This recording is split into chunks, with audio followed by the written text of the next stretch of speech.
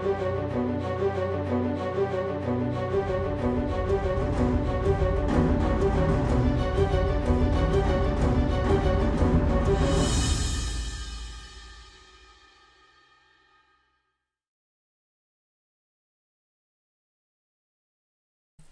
up, channel? It's Foreplayy, and this is just another commentary. This one is going to be how to get a better KD in Black Ops 2.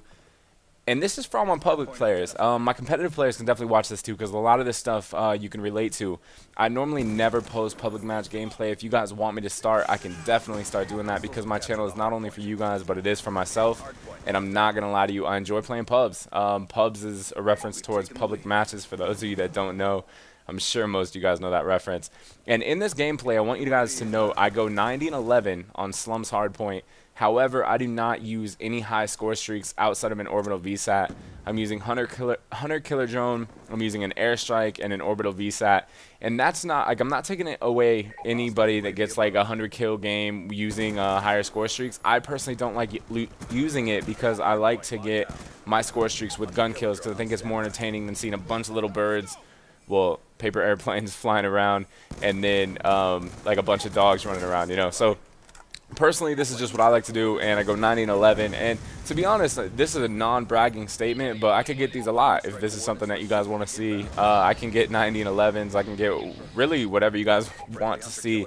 I have a couple 100+ gameplays, and you guys have seen me post some 80 and some gameplays, and yet again, I don't do it with high score streaks. I could try that if you want me to. In fact, I've never even put dogs on in this game. I don't think. Not really sure, but I don't think I put dogs on. I have put swarm on just to get it, because I was having a friendly argument with someone. I was like, oh, I could get swarm this game, and yeah, so I put swarm on there. But pretty much I wanted to go over this, how to get a higher KD in Black Ops 2 and in gaming in general, because I think there's this misconception on how to play really well in Call of Duty, and this goes for competitive too. So if you're a competitive head into the MLG scene and into not only MLG but just competitive gaming in general, whether it's on this game or multiple games, these tips could help you.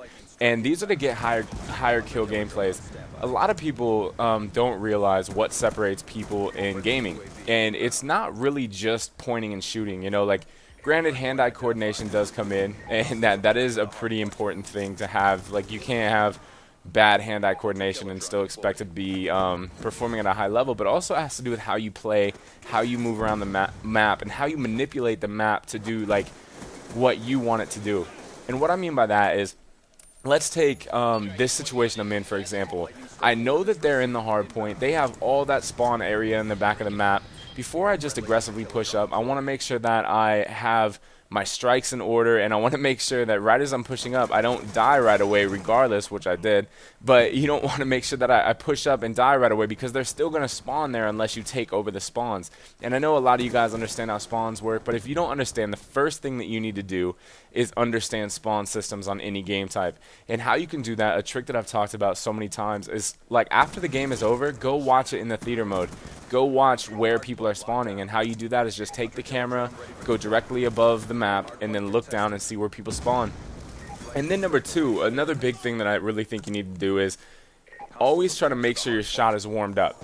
If you are playing bad and you're missing simple shots, it's because your shot isn't warm. And I'm going to say this, and I don't want to get too scientific or whatever the term would be on this, because I feel like this is something that you're going to forget, or not forget, but this is something people tend to forget, that when you first get on a game, does it not take you guys a little bit to warm up? Some people can get on right away and just dominate other kids.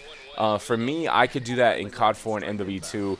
And this game, I'm better at it than I was MW3. On MW3, it took me a little bit to get used to things, and a lot of it has to do with your eyes adjusting to the rapid frame rates. From what I understand, obviously, I don't know what this would classify under as in terms of scientific or anatomy and physiology on how your eyes adapt to certain situations or the strains that it's going through. But before we get all scientific and crazy, like, I just want to say that make sure that you get on and warm up. And the biggest way and key to warm up is do the sensitivity trick. And I've talked about the sensitivity trick so much in all my videos, because it really does work, and it works for me, and it's something that I've used since COD 4. The sensitivity trick is, let's say you play on 4, okay? what you want to do is, if your sensitivity is a 4 normally, which I float between 4 and 5, I will bump my sensitivity up for the first, like, let's say 30 minutes of gaming to a 6. I'll go 2 higher than I normally go, and then by the time you're ready to scrim, I could play on a 5, or scrim, or play league play, or something that's more of a higher value than what public matches would be.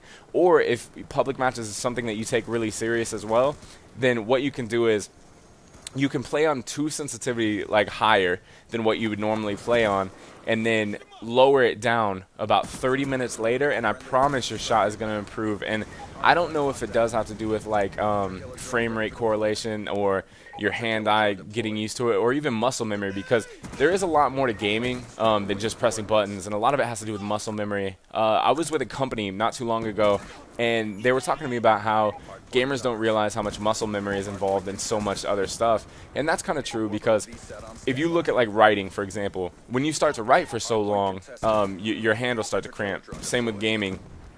And that's, I guess we're on step 3 or step 4, but another big thing is think ahead. And what I mean by think ahead inside gaming is you always have to be in the next position before your opponent. So thinking ahead could mean so many different things. All right, take Hardpoint, for example. This is one of the biggest game types that you need to think ahead in.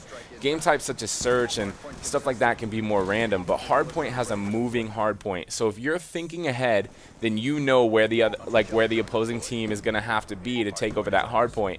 And that's where spawn controlling comes into play, and that's where everything else can come into play as well. But make sure you think ahead. For example, this hard point, it's moving in 2 seconds. I was not in a good location, however, I had a VSAT up, so I didn't need to think ahead as much.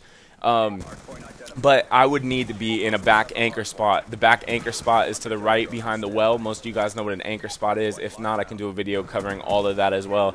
I really need to get back into the strategic tip breakdowns that I think made my channel what it is today, and I'll more than happily be glad to do that. But this to me, public matches, you can learn a lot in public matches too, just because of spawns, because there's 6 players on the map at a time in this, and then if you go over the camera, you can see all the spawns. And most games in Call of Duty franchise have, this is where I'm going to get kind of nerdy, and yes, this is what helped me become a pro way back in the day, because I kind of understood this, and I'm sure a lot of you guys do as well.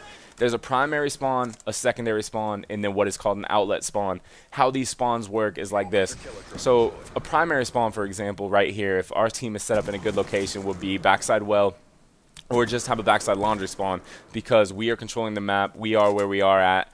And I can't believe I killed that guy right there. I'm starting to interrupt myself, but yeah, I can't believe I killed that guy. I picked up God knows what gun this is. I don't...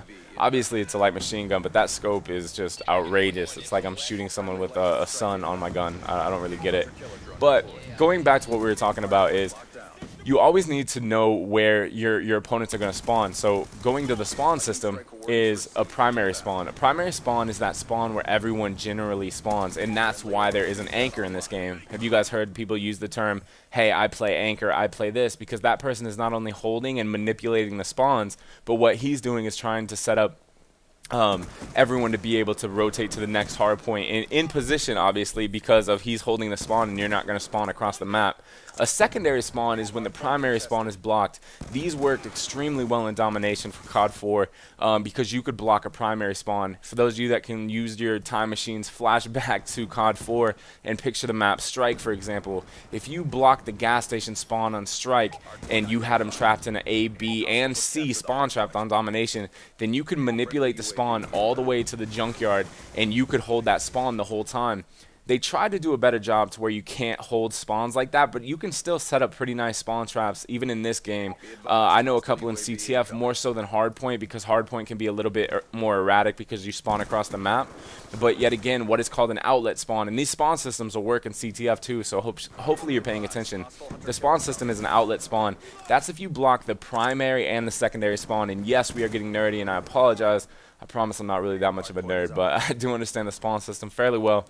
And this game is still new, so like the spawns, not everyone has the exact spawns down to where you can spawn trap. Like, you know how, have you ever joined a game where you're legit spawn trapped by those kids that are legit nerds, where they're sitting in there and they're like shooting you over and over and you can't even move?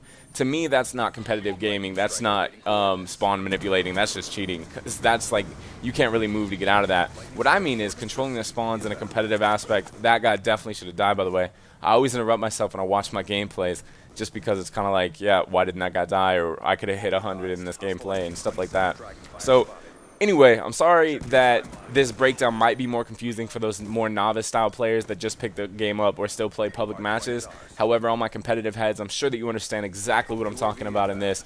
And my public players, keep pubbing on because I don't blame you. Pubs are fun, man, especially when you have fun in them. A lot of people, I hear so many people that are new to competitive, they're like, man, all I want to do is scrim and league play. And yeah, all that's fun, but you got to enjoy the game. If you don't enjoy the game and what you're doing, then what is the point of us playing this game for hours on end? Either way, this is Foreplayy from Team Caliber, the Foreplayy gang. And to be honest, I hope this video helps you guys. Until next time, take care. What up, Foreplayy gang? I hope that you guys like that breakdown on how to get a better KD in Black Ops 2, something that I'm sure a lot of people want to know about. And if it didn't help you, hopefully you guys just enjoyed spending time with me through my voice and video. As always, this is Foreplayy gang. We got a video in the top left, another video in the top right. If you would, comment, favorite, like, subscribe. Get at me on Twitter. You guys are the best. Peace.